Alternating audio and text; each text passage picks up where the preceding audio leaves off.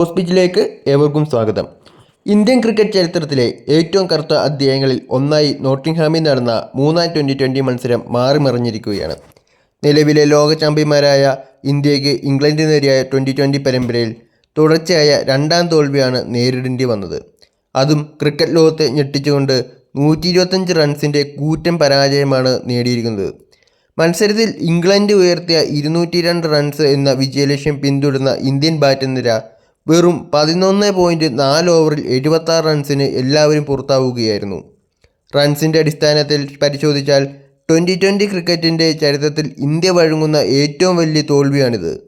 അതുപോലെ തന്നെ ഈ ഫോർമാറ്റിൽ ഇന്ത്യയുടെ ചരിത്രത്തിലെ രണ്ടാമത്തെ ഏറ്റവും ചെറിയ സ്കോറും കൂടിയാണ് നോട്ടിംഗ്ഹാമിൽ കുറിക്കപ്പെട്ടത്.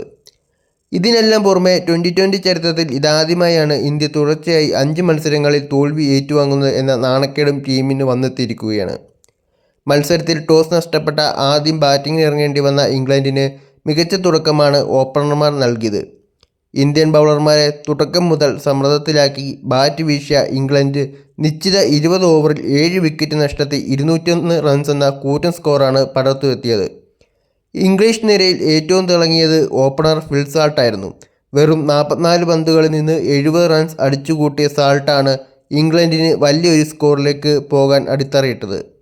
സാൾട്ടിന് പുറമെ മധ്യനിരയിൽ 24 പന്തിൽ നിന്ന് 41 റൺസ് എടുത്ത സാങ്കറിനും 21 പന്തിൽ നിന്ന് 36 റൺസ് എടുത്ത ജോസ് ബട്ട്ലറും മികച്ച പിന്തുണ നൽകി. അവസാന ഓവറുകളിൽ ഇന്ത്യൻ ബൗളർമാർക്ക് കാര്യമായ നിയന്ത്രണം കൊണ്ടുവരാൻ സാധിക്കാതിരുന്നതും ഇംഗ്ലണ്ടിന് അനുകൂലമായി മാറി.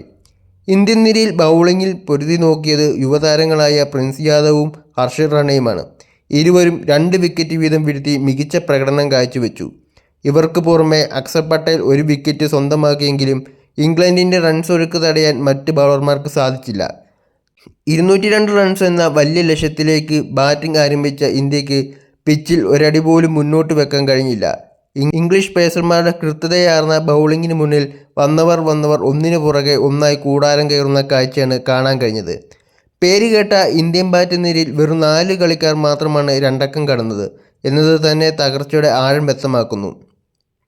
5 പന്തിൽ നിന്ന് 13 റൺസ് എടുത്ത വണ്ടർ കിഡ് വൈഭവ് സൂര്യവംശി, 7 പന്തിൽ 10 റൺസ് എടുത്ത അഭിഷേക് ശർമ്മ, 9 പന്തിൽ 13 റൺസ് എടുത്ത വിക്കറ്റ് കീപ്പർ ഇഷാൻ കിഷൻ, 4 പന്തിൽ 10 റൺസ് എടുത്ത അക്സർ പട്ടേൽ എന്നിവർ മാത്രമാണ് ഇന്ത്യക്ക് 10 റൺസിന് മുകളിലെങ്കിലും എടുത്തത്.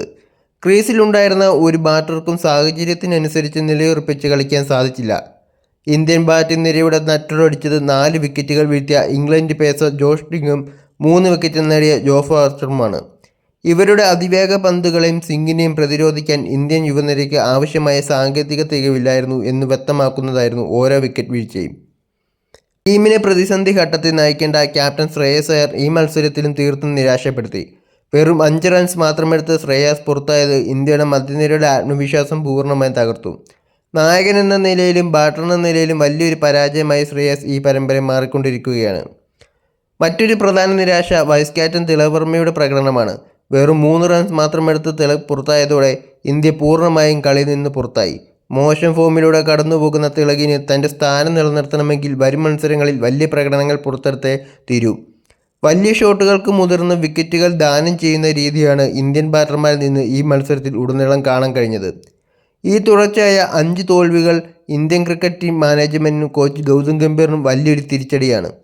സ്വന്തം നാട്ടിലെ ഫ്ലാറ്റ് പിച്ചുകളിൽ റൺസ് അടിച്ചു കൂട്ടുന്ന ഇന്ത്യൻ ബാറ്റിംഗ് നിര വിദേശ മണ്ണിലെ സ്വിംഗും ബൗൺസുമുള്ള സാഹചര്യങ്ങളിൽ എത്രത്തോളം പകർന്നു എന്ന് ഈ മത്സരത്തിൽ തെളിയിക്കുന്നു. സഞ്ജു സാംസനെ പോലെയുള്ള അനുഭവസമ്പത്തുള്ള കളിക്കാരെ മാറ്റി നിർത്തിക്കൊണ്ട് ടീമിൽ നടത്തുന്ന അനാവശ്യ പരീക്ഷണങ്ങളാണ് ഈ തുടർച്ചയായ പരാജയങ്ങൾക്ക് കാരണമെന്ന് ക്രിക്കറ്റ് നിരീക്ഷകർ വിലയിരുത്തുന്നു. ലോകകപ്പ് നേടിയ ഒരു ടീമിൻ്റെ നിലവാരത്തിലേക്ക് ഉയരാൻ ഈ യുവനിരയ്ക്ക് ഇനിയും ഒരുപാട് ദൂരം സഞ്ചരിക്കേണ്ടതുണ്ട്. 5 മത്സരങ്ങൾ അടങ്ങിയ ട്വൻ്റി പരമ്പരയിൽ ഇപ്പോൾ ഇംഗ്ലണ്ട് 2-0 മുന്നിലാണ്. ആദ്യ മത്സരം മഴ കാരണം ഉപേക്ഷിച്ചതിനാൽ ഇനി പരമ്പരയിൽ 2 മത്സരങ്ങൾ മാത്രമാണ് അവശേഷിക്കുന്നത്.